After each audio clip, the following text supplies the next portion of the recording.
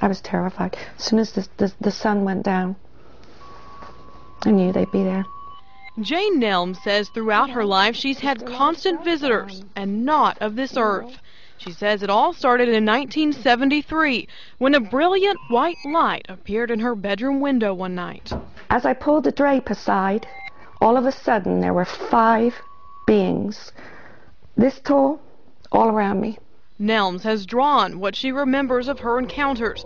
These are the 5 beings she says came in quickly that night and took her. I could not move, couldn't do a thing, and I was trying to grab the railings to stop myself from being taken. They had total control. She says they carried her to their ship outside, and one of them even spoke. This is the being that talked to me. He said in a very monotoned voice, "Jane, it is your time to come." And I said, "I am not going anywhere." He said, "Why not you come with us?" I said, "Because people need me here on earth. I have family, I have friends. It is your time to come now."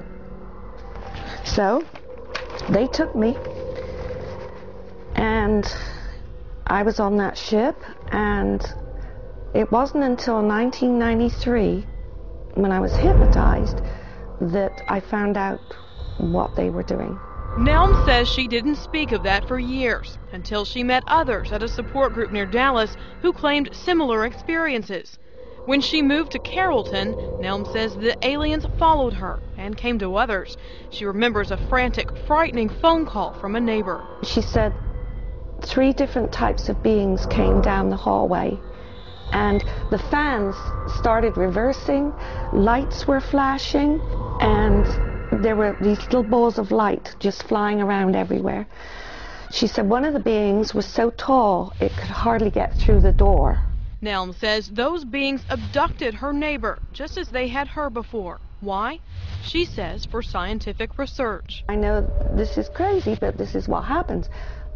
They examined her. She said when she was on the ship, the mother ship, she said there were all kinds of different species of aliens. Some of them were wearing civilian clothes. She said some of them talked in other languages. She said the ones that came over to her and told her that they weren't going to harm her. They just wanted to do some examinations. She says she confronted those same aliens that night and even has evidence they were here. These are the fingerprints off of the car. Nelm says these long, skinny markings are the alien's fingerprints that she dusted, and she has pictures as well. This alien was in a fetal position as it tumbled through the window, through solid material. Here's his head and his eye socket. And this is one hand here, another hand here. It's almost like an X-ray. Nelm says she had to overcome her fear, so she went right out and met them. And I went out into the backyard, and I faced one of them, very tall, and in the dark he had really glowing eyes. And he was scanning. He was stood there. He was just scanning like this.